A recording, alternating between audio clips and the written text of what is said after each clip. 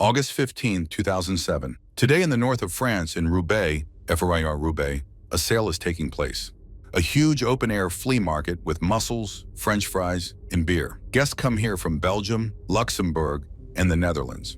At 2:30 in the afternoon, Enis Kokocourt returned home from work. He had promised his little son Enis to come early so they could go to the sale together. Enis spent the morning with his grandparents. He and his grandmother stopped by the sale briefly to buy the boy some sneakers. But since a 5-year-old is a little bundle of energy, and it was hard for him to stay with his grandmother for long, she took her grandson home to his grandfather and continued shopping on her own. Fortunately, the sale was literally on the same street where they lived. When Mustafa came home, he was surprised because his son didn't come to greet him. Usually, as soon as Enis heard that his father was home, he would run out to meet him. But not today. Mustafa called, "Enis, Enis, are you here?" There was no answer. He went out to the terrace where his father Turan was busy with some work. Turan said that just 5 minutes earlier, the boy had been in sight. He was wearing his new sneakers and had asked his grandfather to tie his laces. But the grandfather was busy and asked him to wait a moment. Strange. So where was he? He must have gone outside, the father thought. A 5-year-old child couldn't have gone far. Mustafa ran out into the street, but the boy wasn't there. The father grew worried because it wasn't in his son's nature to wander off alone. Mustafa searched for him in the park behind the house where Enis often played with the neighborhood children. But he wasn't there either. The man searched everywhere, asked all the neighbors, but no one had seen the boy. And that is when he really began to panic. At 15:03, he was already calling the Roubaix police station. The police took the child's disappearance seriously, but they could not rule out the possibility that the boy had simply gotten lost in the dense crowd at the sale. But Mustafa was convinced that his son hadn't just gotten lost in the crowd. The family's neighbors, having learned about the boy's disappearance, hurried to help the worried father. They printed out and began posting Enis's photographs all over the neighborhood. Calls started coming in. Mustafa received calls from all sorts of people claiming they had seen Enis in various parts of the city, but unfortunately all of these turned out to be false leads. The waiting was unbearable. The father was beside himself when he saw his neighbor returning from the sale with his 2 daughters. Mustafa asked whether Enis had been with them. The man replied that yes, they had seen Enis around 3 o'clock in the afternoon with Mustafa's uncle. But Mustafa had no uncle and never had.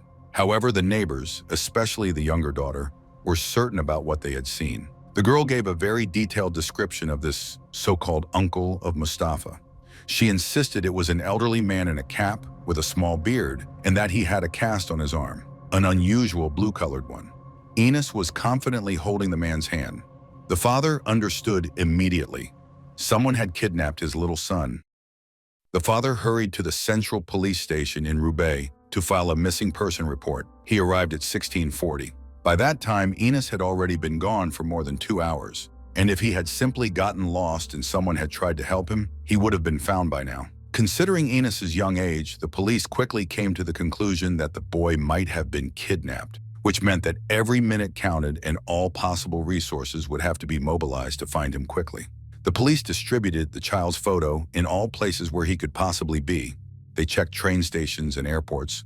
At the same time, the police were interested in the family situation of the missing child. Investigators found out that the boy lived with his father, and the grandparents helped raise him. Unfortunately, Enis's mother suffered from depression. She had long since shown no interest in the child, although she had once attempted to kidnap him. That incident happened when he was still an infant. The mother took the baby, turned off her phone, and disappeared. Mustafa managed to find them only 15 days later. After that, the juvenile court granted custody to the father, and for 5 years they heard nothing more from the child's mother. The police asked the father whether he was sure she couldn't have kidnapped the boy again. Mustafa was certain it wasn't her. Of course, the police still had to verify this. As far as they knew, Enis's mother had been living in Garges-les-Gonesse, 14 kilometers north of Paris. So their Paris colleagues went straight to her address and found out she no longer lived there. She had returned to her home country, Turkey. Mustafa had been right, although he would have preferred 1,000 times over for her to have been the one who took the boy. After all, he was her son. She would not have harmed him. He would have been safe with her. Mustafa could not rest, convinced that something far more serious had happened to his son. Since the police also had little doubt that the child had been kidnapped and they had a description of the likely kidnapper, they decided to use the Amber Alert Child Abduction Emergency Notification System. This system was new for France. It had been introduced only in 2006, that is, a year earlier. For example, Mustafa had never heard of it and did not understand how it would help his son.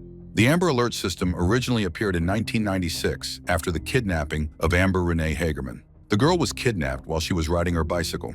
Pierre Bellinger, the CEO of the French radio station Skyrock, after learning about the existence of such a tool, began fighting for the introduction of a similar system in France, and succeeded. To use the system, the case must meet 4 criteria. The kidnapping must be proven, the victim must be a minor. There must be information allowing the identification or clarification of the location of the victim or the kidnapper. And finally, the physical integrity or life of the victim must be in danger. Enis's case met all the criteria, and at 20:45 that same day the prosecutor made the decision.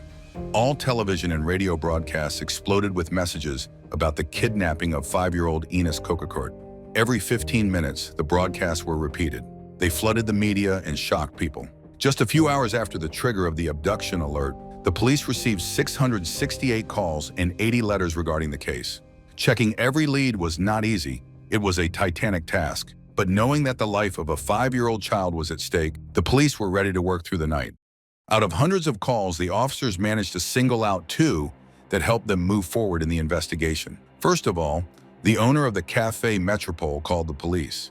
He said that recently a customer had been coming to the cafe who had been in a scooter accident and therefore wore a cast of a rare blue color. So rare that the cafe owner had never seen 2 people with a cast of such a color. And since the man had an excellent memory, he gave the name of this customer, Francis Everard. Francis did not hide it and told the cafe owner that until recently he had been serving a prison sentence. The police immediately found Francis's address in Roubaix in his file.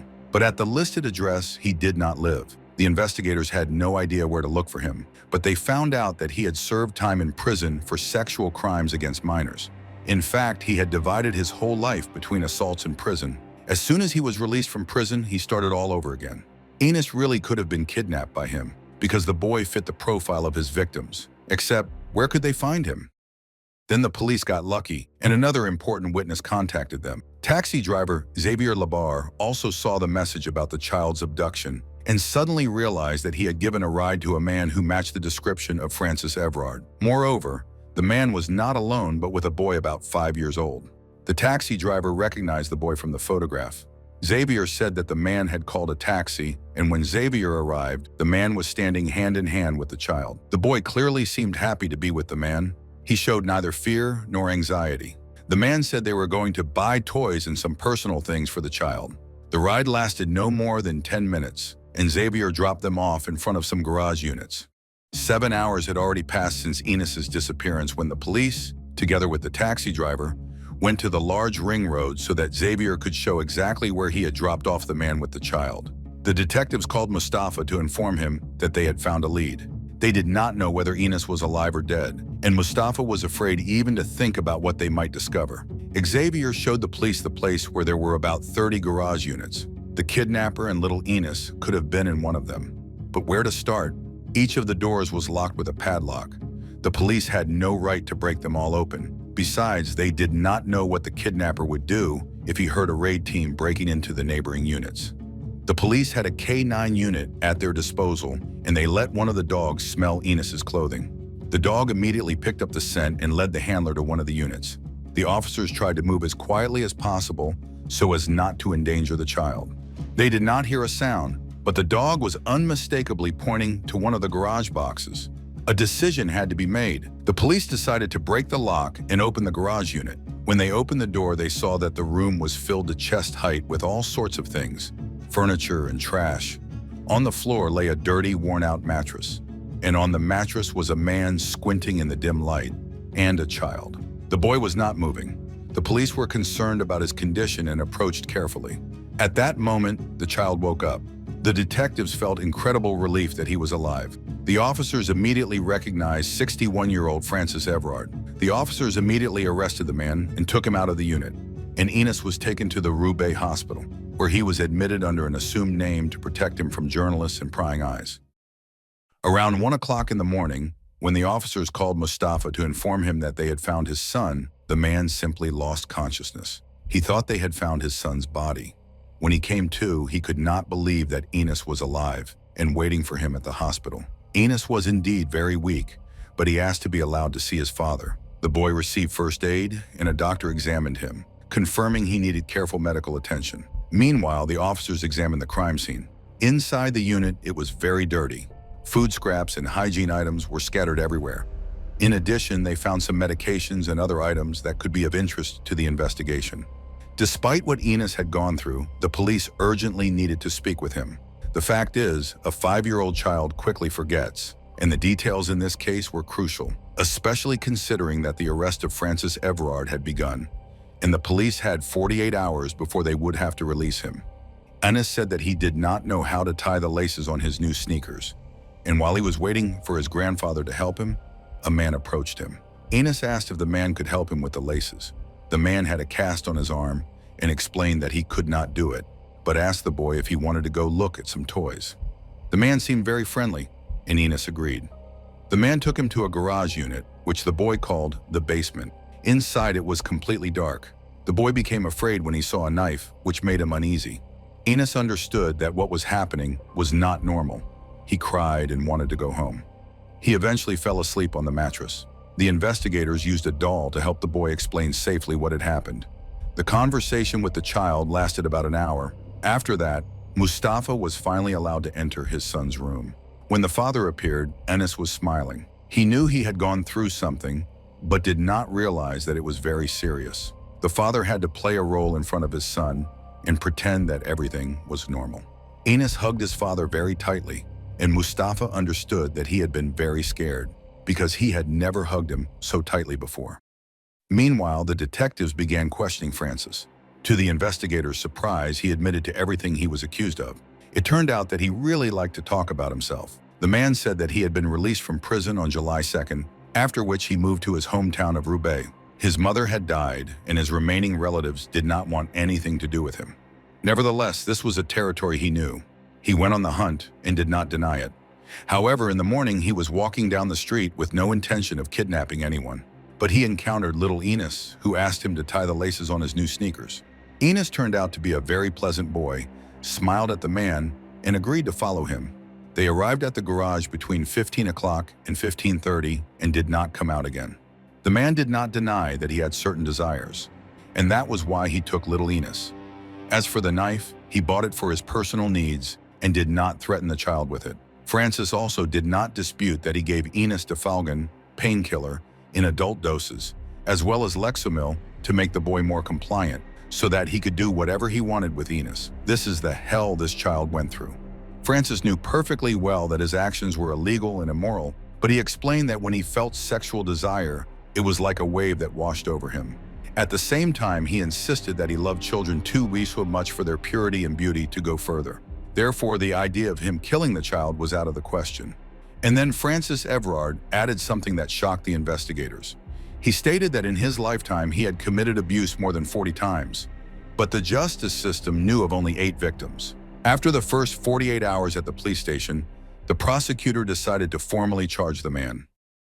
Francis was born in 1946. He grew up in a popular neighborhood of Roubaix. At the time of the incident involving Enis, he was 61 years old.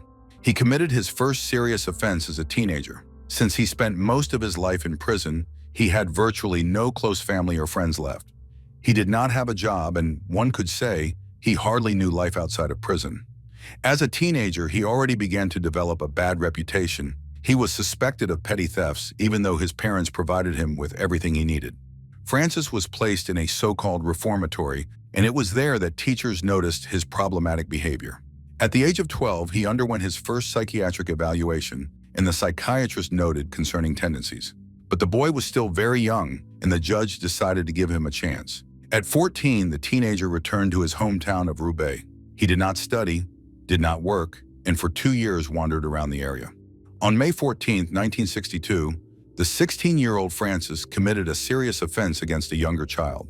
The next day, he again encountered a child in a public area. Francis was sentenced to 3 months in prison and then transferred to a psychiatric clinic where he spent a year. In 1964, the 18-year-old Francis was released and again committed another offense for which he was sentenced to 18 months in prison. In April 1969, his photo appeared in a newspaper, and a young child recognized him as someone involved in a prior case. But the police could not arrest him immediately because he was already serving a sentence in Belgium for another offense. He was released 4 years later, and early at that. In April 1973, he returned to Roubaix to his mother. He was 27 years old, still unemployed, and rode around the streets on a moped. Only 4 months later, he committed another serious offense. A few days later, the victim identified him, and he received 15 years in prison, but was released after 10. And Francis did not wait even a month before committing another offense. His new case involved a young teenager. His final sentence was handed down in 1999. He was supposed to spend 27 years in prison, but served fewer than 20. He underwent a psychiatric evaluation during which he stated that he still had troubling thoughts, but felt he could control them. As it turned out, that was not the case. In reality, Francis's pattern of offending never changed. He would spot potential victims in public areas. When he encountered Enis, Francis was 61 years old, and he had spent 32 of those years in prison. So his profile as a high-risk individual was clear. His behavior could function only in that harmful pattern. There remained one more important question: the prescription of Viagra to Francis Everard. When journalists learned about this, they raised an outcry and asked, "Isn't this like giving a dangerous person a tool that could increase risk?" Francis said that he received the prescription on June 19th, and on July 2nd, immediately after being released, he went to the pharmacy. He explained that he intended to try to have a normal adult relationship, and since he was not sure he could, he asked the prison doctor to issue him a prescription. He insisted that he did not use the drug in relation to any offenses, but that did not change the fact that the doctor prescribed it. Undoubtedly, this was shocking. The police questioned the doctor very thoroughly. He explained that Francis convinced him that this was a way to help manage his impulses. The doctor believed him and issued the prescription. He was not held accountable because the investigation did not establish a direct link between his action and any criminal behavior. After all, it would still need to be proven that Francis misused the drug in connection with an offense. In addition, the doctor argued that he did not have access to prisoners' records and did not know the details of Francis's sentence. On the other hand, in the prison where Francis was held, 80% of the inmates were serving sentences for serious offenses. Clearly, it was an imperfect system, but in any case, the doctor was not held accountable. The only remaining question is why professionals sometimes make decisions that put themselves and others at risk. This case attracted so much attention that the newly elected president, Nicolas Sarkozy, could not ignore it. The president promised to pass a law according to which prisoners like Francis, after completing their sentences, would be examined by a medical board, and if the board deemed them dangerous, they would not be released. They would be placed in a secure hospital. This law was indeed passed in 2008. The law allows a person to be kept locked up even if they have already served their sentence, but not everyone welcomed the innovation. Many experts considered this law a violation of human rights and feared legal action from other European countries. They argued that there was no need for this law. It was already sufficient for offenders like Francis to fully serve their sentence and, upon release, comply with all imposed obligations, such as regular visits to a psychiatrist and taking medication for chemical castration. Their opponents argue that these obligations did not help and could not protect little Enis from abuse. Why? Because of absurd bureaucratic red tape. Francis Everard knew exactly how to behave in order to be released early. To begin with, when he was promised that agreeing to chemical castration would be beneficial for him, he began taking the medication that suppresses sexual urges. But as soon as he learned that it would not allow him to be released faster, he automatically refused all forms of medical help. However, since he was a model prisoner, he served only the mandatory term, that is, 18 years instead of 27. Upon release, he was given a series of instructions intended to help him and protect his potential victims.